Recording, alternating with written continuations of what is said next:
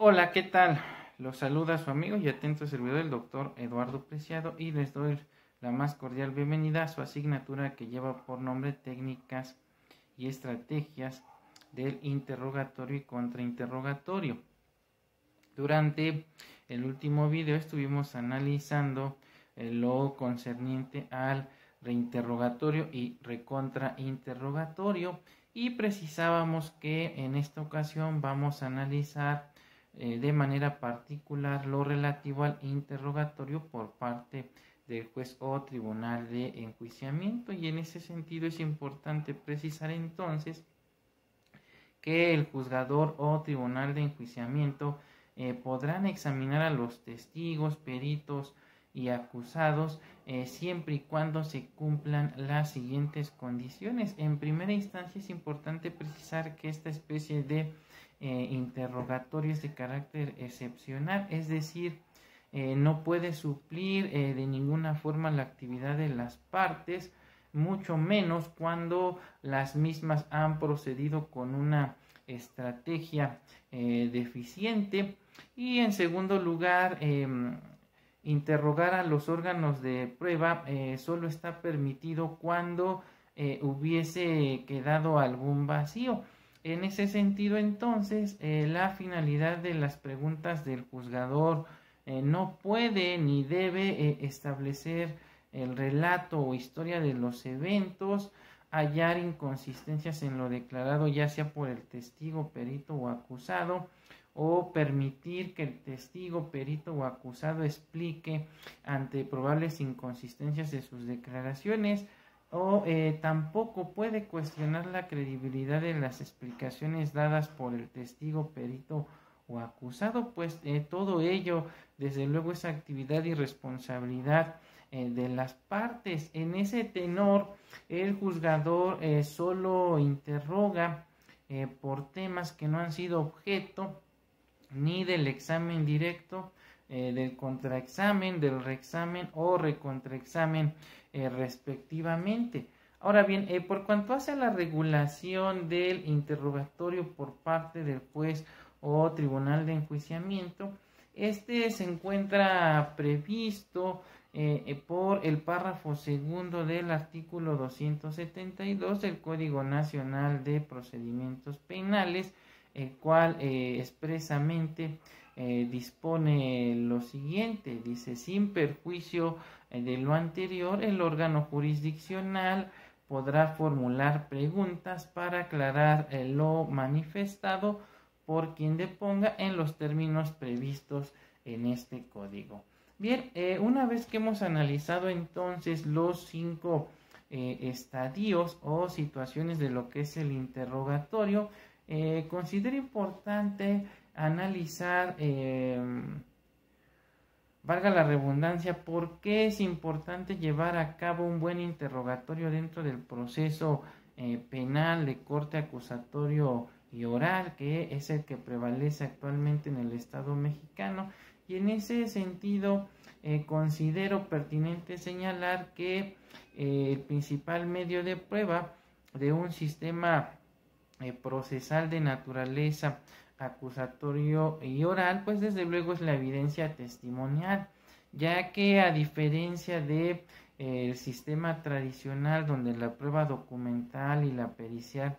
se tenían por reproducidas por su propia y especial naturaleza, al representar el Ministerio Público una prueba preconstituida en el proceso penal acusatorio y oral, la prueba testimonial será entonces primordial, o más bien es el primordial medio de prueba para convalidar o autentificar otros medios de prueba, como lo son la prueba documental, la prueba pericial y la prueba material. En ese sentido, algunos autores señalan que durante un proceso de corte acusatorio y oral, pues lo más importante en este caso pues es la prueba testimonial, y vienen a ser pruebas complementarias de lo que es la prueba testimonial, tanto el documento o la prueba material. En concordancia con lo anterior, es indispensable para el abogado postulante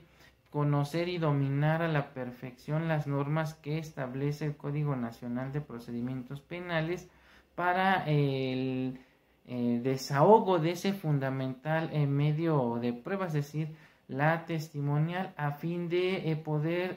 definir las diferentes etapas o estadios de los interrogatorios, tanto del testigo, del perito y de los acusados, así como del contenido de sus manifestaciones y la objeción de los testigos de su contraparte que se presentan durante el desarrollo del proceso, ya que el fin último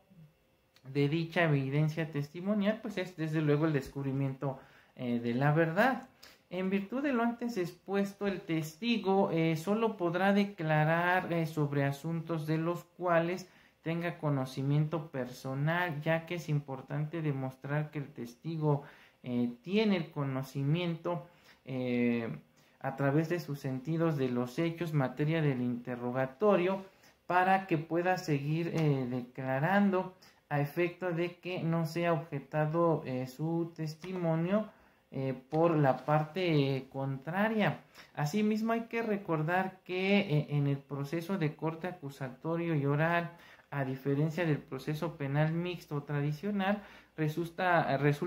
bastante peligroso aleccionar a los testigos o peritos para que declaren con falsedad ante el órgano jurisdiccional, pues las técnicas de interrogatorio y contrainterrogatorio tienen por finalidad sacar a la luz las posibles contradicciones en que incurra el testigo a rendir su testimonio. De ahí que nuestro testigo debe obrar de buena fe, ya que de lo contrario pudiera incurrir en el delito de falsedad de declaraciones. En ese tenor, entonces, la versión de los testigos, peritos o acusados se tiene que desahogar en forma oral y en presencia del órgano jurisdiccional, y no como en el sistema tradicional, a través de la lectura de un documento, a fin de garantizar el adecuado desarrollo de lo que es el interrogatorio y el contrainterrogatorio. Al respecto, el artículo 371 del Código Nacional de Procedimientos Penales dispone lo siguiente. Declarantes en la audiencia de juicio. Antes de declarar, los testigos no podrán comunicarse entre sí, ni ver o oír o ser informados de lo que ocurra en la audiencia, por lo que permanecerán en una sala distinta a aquella en donde se desarrolle, advertidos de lo anterior por el juzgador que preside la audiencia. Serán llamados en el orden establecido. Esta disposición no aplica al acusado ni a la víctima, salvo cuando ésta deba declarar en juicio como testigo. El juzgador que presida la audiencia de juicio identificará al perito testigo, le tomará protesta para conducirse con la verdad y le advertirá de las penas que se imponen si se incurre en falsedad de declaraciones. Durante la audiencia, los peritos y testigos deberán ser interrogados personalmente. Su declaración personal no podrá ser sustituida por la lectura de los registros que consten en anteriores declaraciones o de otros documentos que las contengan, y solo deberá referirse a esta y a las preguntas realizadas por las partes. Pues bien, como podemos analizar entonces, no solo es importante que el abogado conozca las fases o estadios de lo que es el interrogatorio, sino que también en este caso el perito pues es la persona que en su momento va a ser objeto del examen, del contraexamen, del reexamen y el recontraexamen, y quien en determinado momento si declara con falsedad pudiera incurrir en el delito de falsedad de declaraciones, e incluso pudiera incurrir en otro tipo de responsabilidades, ya que es en este caso un órgano auxiliar de la administración de la justicia. Bien, por el momento estaríamos concluyendo el presente video y estaríamos analizando en uno siguiente lo relativo a algunos consejos que podemos dar para un adecuado interrogatorio o examen directo de los testigos, peritos o acusados. Por el momento me despido, hasta pronto.